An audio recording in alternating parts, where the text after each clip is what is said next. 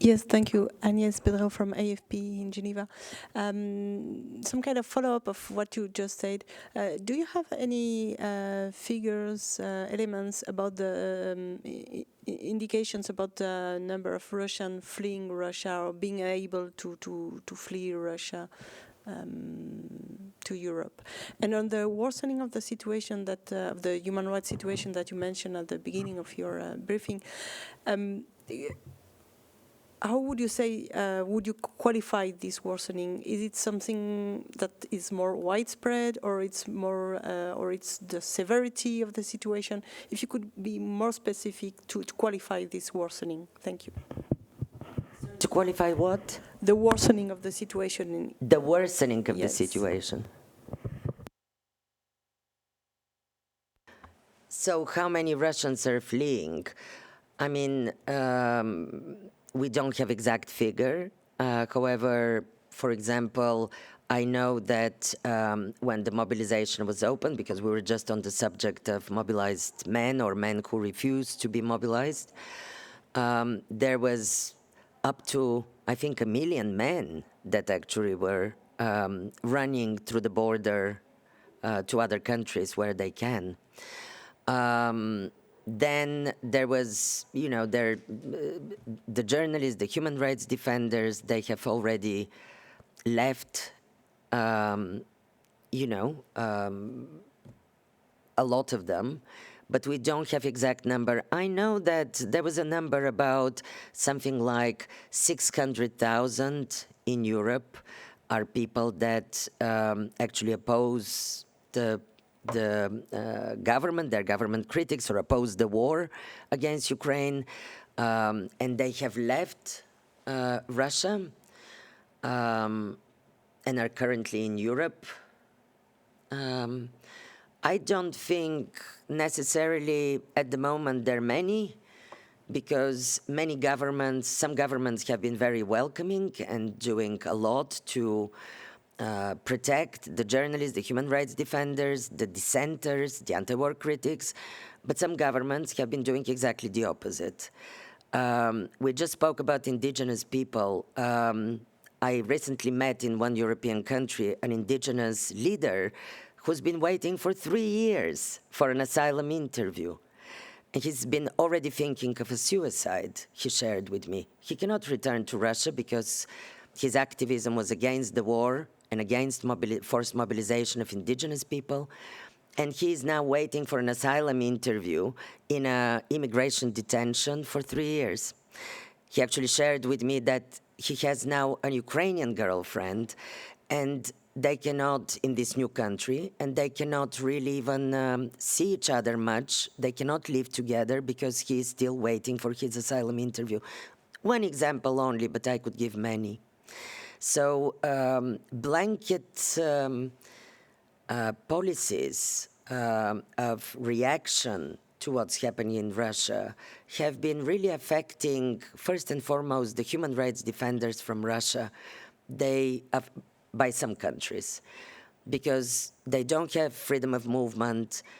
A number of them continue to work in Russia, although on the brink of being detained, arrested. They're already branded as foreign agents, but they are returning and continuing to work. It's very difficult to get visas if you're a Russian human rights defender in many countries. And mind you, the Russian human rights defenders are also assisting the Ukrainian civil society now in investigating or monitoring war crimes and the situation with the deported Ukrainians, the deported children. They're working clandestinely together. But there was a case, one European government even deported from their borders one Russian human rights defender who was going to Ukraine in order to help the Ukrainian civil society. Deported not to Russia, she's already living in exile, but I think this is a shame, because it's extremely important that we contribute to the survival of the Russian civil society and the Russian anti-war critics. It's never easy in any war to be against your government or to be against the war effort. But imagine Russia with this draconian clampdown on any anti-war expression and any dissenting voice different than the government. So you're asking me to qualify how the situation has worsened.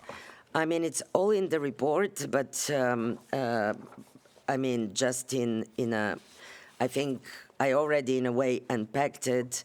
There are more, there are additions to the legislation on foreign agent, on undesirable organizations that are further curtailing any any functioning of human rights activism, human rights defenders, or independent media. The lawyers at the moment has been the new target. I mean, the lawyers, the defense lawyers usually are the final frontier, because everybody in any society has the right to a legal defense. But now the Russian human rights lawyers have been absolutely targeted. Many have been disbarred, both for representing political dissidents or anti-war critics, or for representing Ukrainians as well. At the same time, they have been imprisoned.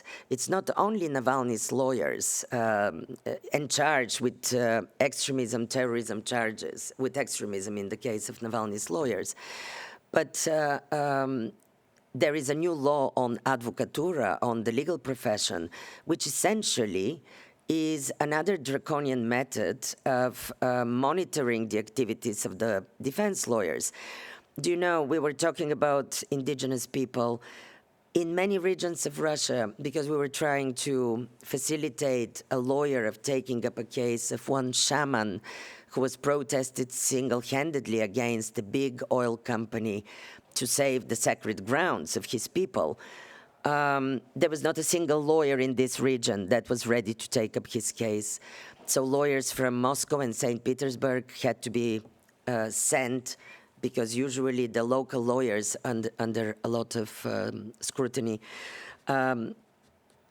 So it's becoming impossible in Russia to actually even have a pretense of a legal defense, let alone the whole independence of the judiciary. I mean, another very worrying situation was after the terrorist attack at Crocus City Hall in Moscow. We all saw how tortured, half-dead suspects in the terrorist attack was not only brought to a judge who didn't even notice that these people were barely breathing and they were all scarred as a result of torture, without one ear, without an eye. At the same time, all of this was portrayed on Russian television, which actually showed a new level of the government approving, normalizing, and condoning the use of torture. Some of the leading media propagandist figures, like Mrs. Simonyan, even was cheering and encouraging the use of torture, the cutting of the ear of these suspects. We also saw how Tajiks in particular, but also migrants from Central Asia and other countries, have been particularly targeted after the terrorist attack. Many of them had to flee the country. They were literally, many of them ill-treated, detained, subjected to, to targeted checks. So yes, I mean, I could go on and on, but it's the repression has tightened since last year. And I think these signs, and particularly after Navalny's death, and when people were not even allowed to mourn, I mean, a priest, the religious figures, somebody received 7 years for a prayer, against the war. Another priest who wanted to have a morning, a service for Navalny was arrested only because he wanted to have a religious service after Navalny's death. LGBT people, somebody was arrested, a young woman in a cafe, because she had earrings, frog-shaped with a rainbow. She was detained because she was accused of promoting the symbol of extremist organization. Because since last November, the Russian Supreme Court pronounced the entire LGBT movement in Russia and abroad as extremist. This is a very serious criminal offense, by the way, carrying very serious penalties. And the repression started, so this community has been driven even more underground. Anti-war poems cannot be spoken. 2 poets received, after being tortured for their anti-war poems, they received 7 years, one of them 7 years imprisonment, the second 5.5. I mean, if this is not a worsening situation, I don't know what it is.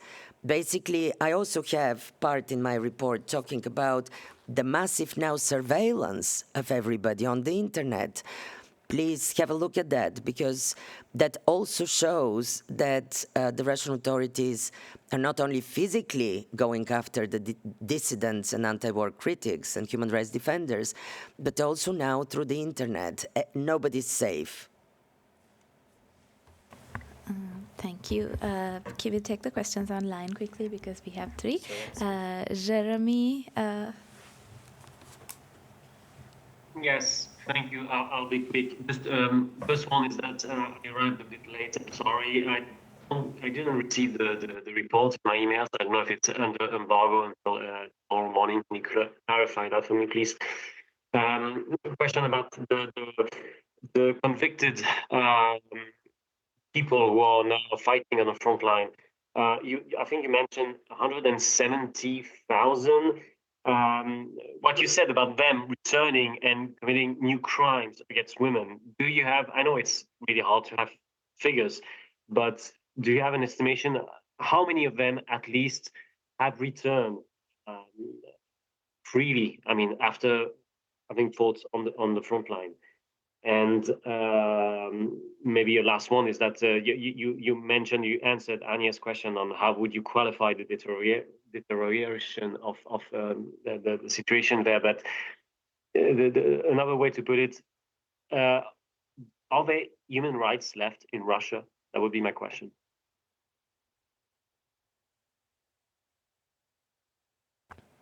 Your last question is priceless. It's really good. Worth thinking whether there are any human rights left in Russia. Do you know, I believe that there will be a hope for human rights left in Russia until the moment when we have the brave human rights defenders and journalists and lawyers that are still working inside Russia, despite the odds, despite the danger. I think it's time to actually look at, you know, if we could protect the individuals, that's what matters. The brave individuals, they will carry the flame further in that new Russia one day, of the Russia of human rights. I'm often asked by politicians or governments, you know, but we need to actually protect the politicians, we need to nurture new politicians in Russia. I always answer to the governments, actually, the future politicians of Russia, hopefully, will come, I somehow feel, will come from the civil society. They will come from the human rights defenders. And these are, in fact, the politicians we want to see, isn't it? Because I didn't speak about the elections, but it's in the report, the recent presidential elections, which were, you know, there was really no choice in these elections, when the only 2 election candidates who were against the war, openly, against the war in Ukraine, they were not allowed to even run. So you cannot even think that there could be politicians. And Navalny died in detention. We have Gorinov, another politician who is very ill, still in detention.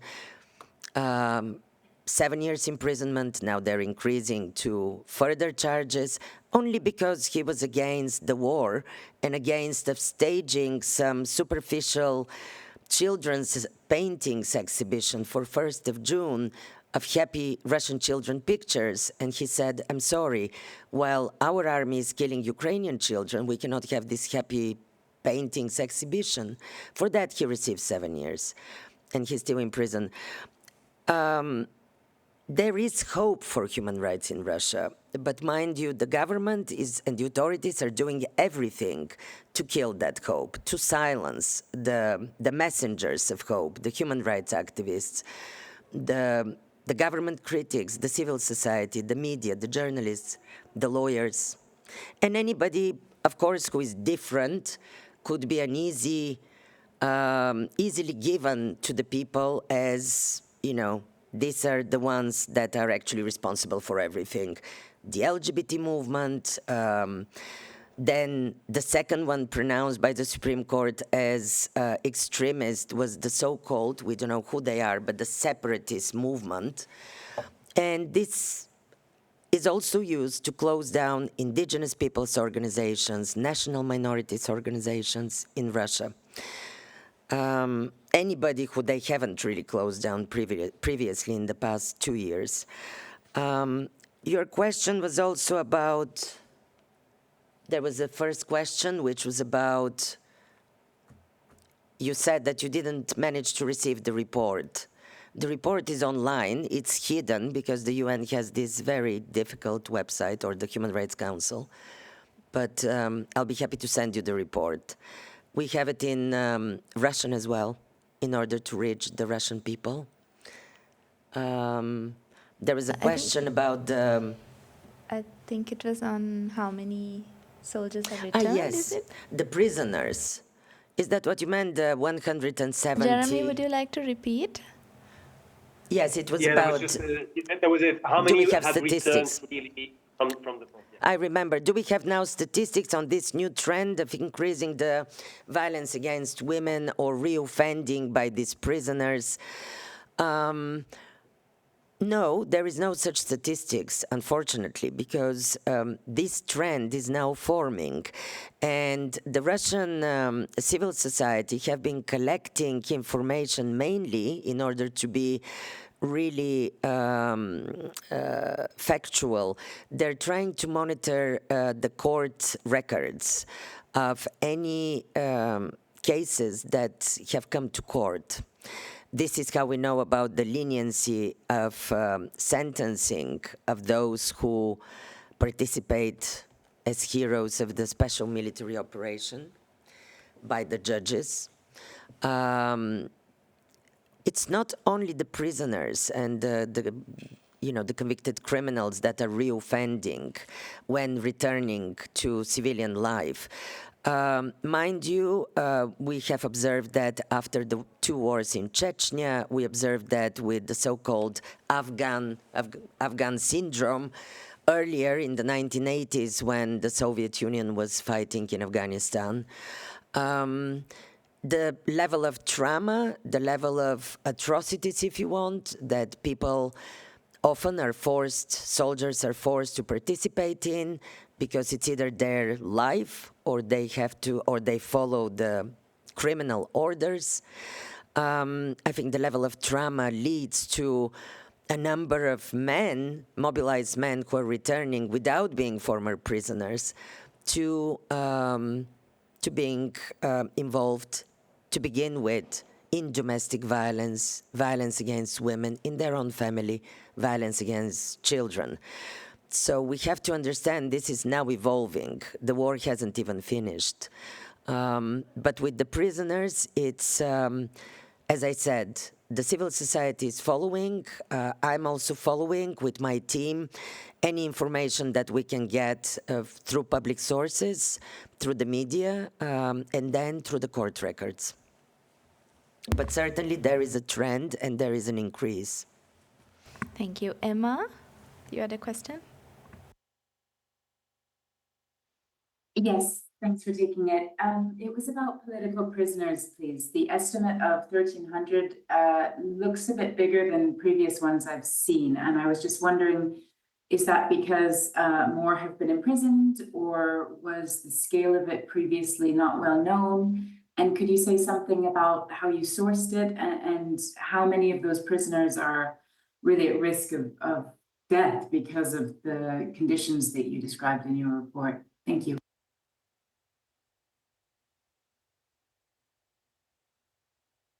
There was some question about increase in political prisoners.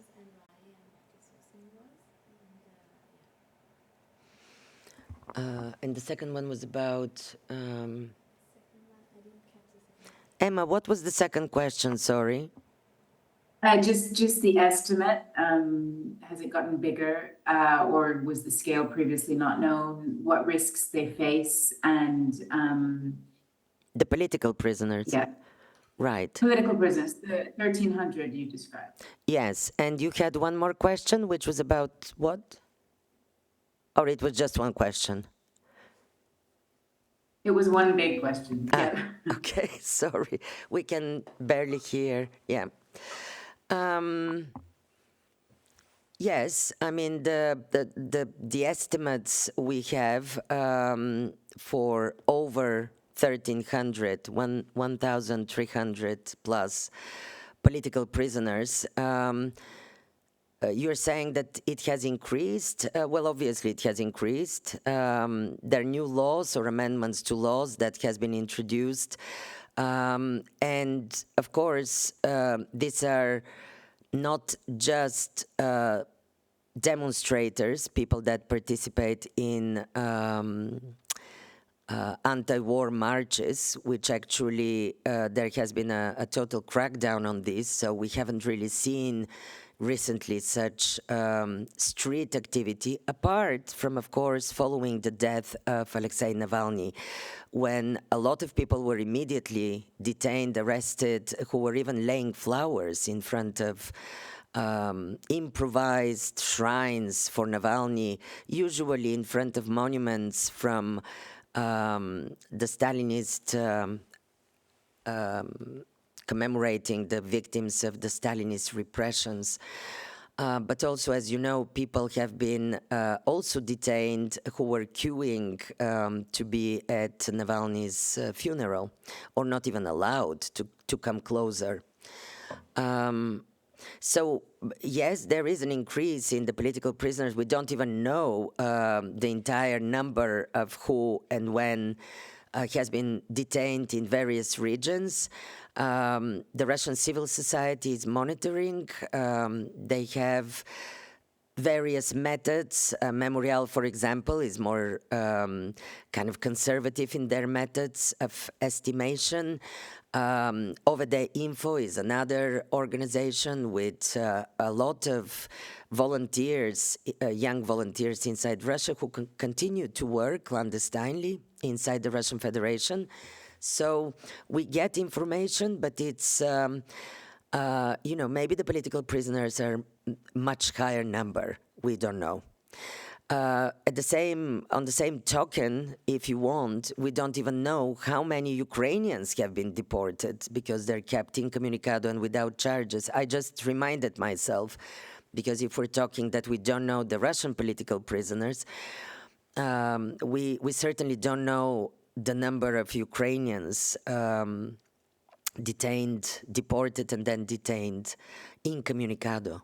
I mean, many of them I consider subjected to enforced disappearance. Absolutely. With the political prisoners, there is a trend of course, of increased use of conditions of detention amounting to torture and ill treatment, solitary confinement.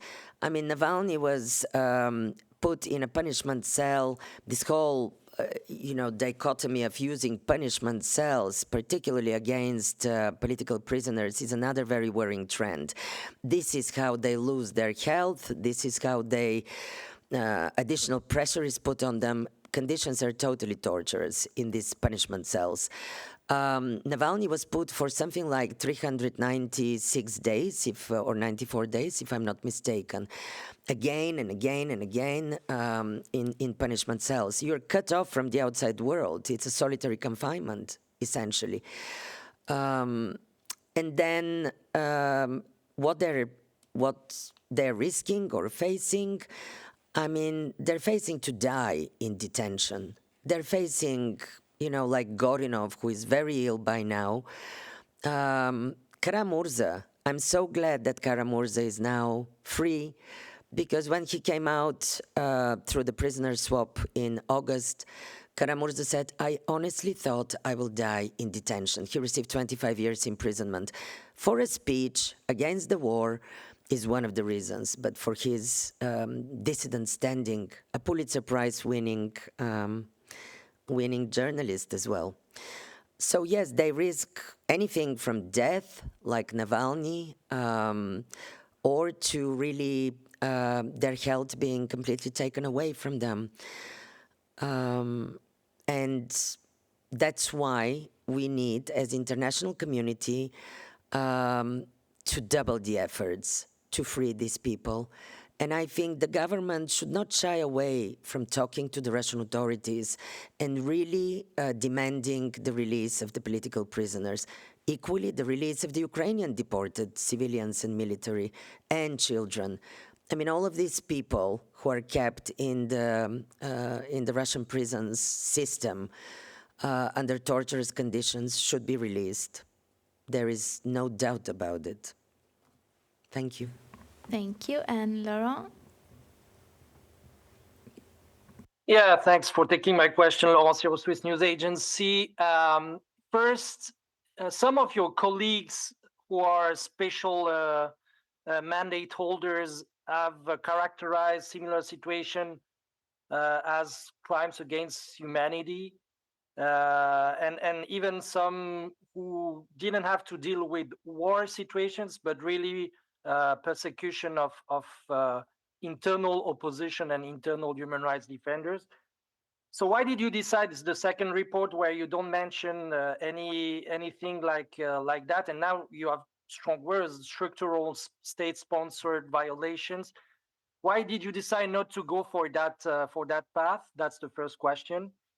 And second question is, we saw 3 days ago, again, wives of Russian soldiers demonstrating in front of the Ministry of Defense.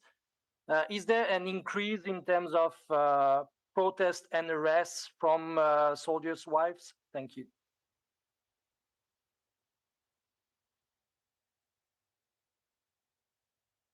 Is there an increase in...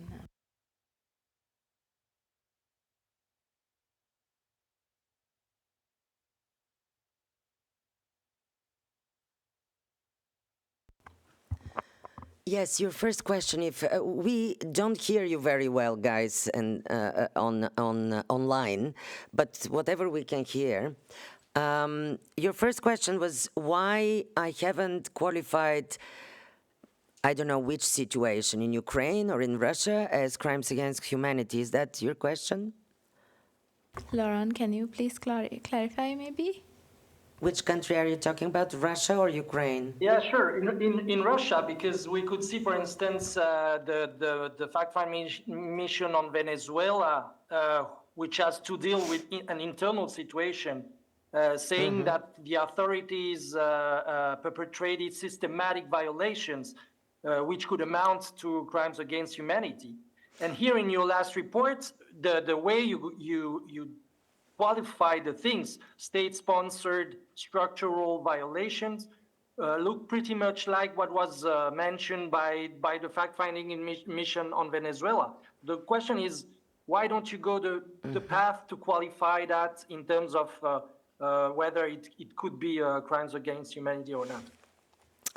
Well, first of all, maybe you contain the answer in your question. I'm not a fact-finding mission. I'm one person with a very limited team, and my role is not to investigate crimes against humanity. I was leading the team of the High Commissioner's examination on Belarus, and this is where we did find crimes against humanity after investigating the evidence. Now, the role of a special rapporteur is not investigating.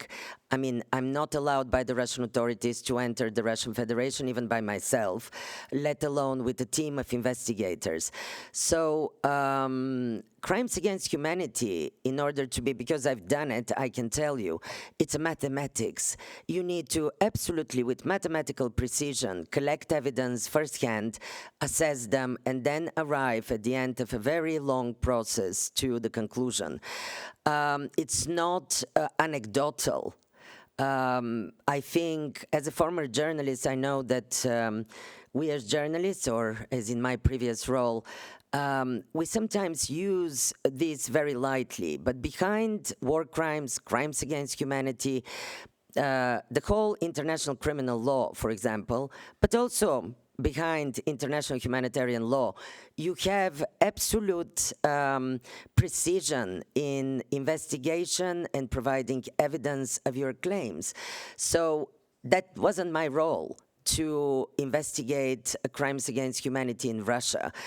I'm glad, there is other mandates like the Commission of Inquiry on Ukraine, whose role, similarly to the Commission of Inquiry in Venezuela, the Commissions of Inquiry are these bodies charged by the Human Rights Council with the role of investigative body.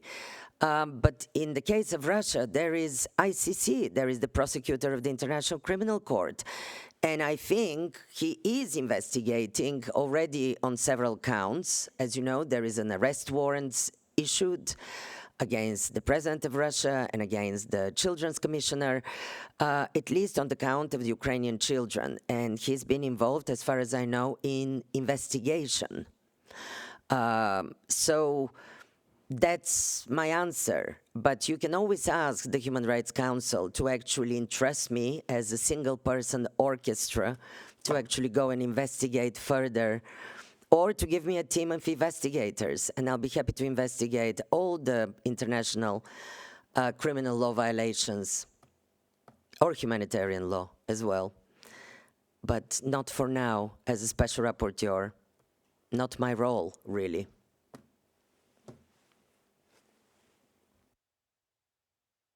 There was a second part, whether there's been an increase in... Yes, I mean, monitoring what's happening with, because, during the Chechnya war, there was a very solid mothers' movement, soldiers' mothers' movement. And this movement, in some ways, I would think, was able to kind of stop the war in Chechnya. Because mothers were very strongly going into Chechnya, even negotiating, getting soldiers out, but also it was a particularly strong movement in Russia. Now, with this war of aggression against Ukraine, first of all, the soldiers' mothers' committees were dismantled because they were accused of being foreign agents, of being, like part of the civil society movement. The true soldiers' mothers' committees. Then there are these kind of pro-government wives and mothers and family members of mobilized officers and mobilized in the special military operation. We've seen them meeting the president of Russia. We see them, they carry the pro-government message of how the war is necessary and the special military operation is an honor for their mobilized male relatives. So, of course, now with the active hostilities moving inside Kursk region, I noticed, and by the way, my report was already finished because it takes a long time through the UN bureaucracy to issue a report. So my report was already prepared when the Kursk events were unfolding. But what I saw was all these mothers of young Russian conscripts. These are the 18-year-olds, because in Russia you have official and mandatory military service of 2 years for 18-year-old men. So suddenly there was a huge activity by the mothers of these 18-year-old conscripts who, for some reason, were put to guard the border between Russia and Ukraine in Kursk region. So the society in Russia became really shocked by their president officially promising that no 18-year-old conscripts will be sent in to fight against Ukraine or to have anything to do with the war, because they're just part of training of their regular obligatory military service. And then they discovered that this was a lie, and their sons, without any training, were actually sent on the border. And when the Ukrainian army incursion happened, the ones that were guarding the Russian border was by and large these 18-year-olds. So yes, we're seeing now different signs of the mothers, of the wives, getting the movement, trying to get more active. But you have to understand that I would never forget some wives who had a very negative message for their government. They wanted their husbands back, and this was a few months ago. They were followed by the police, by the Secret Service through one of their open demonstrations.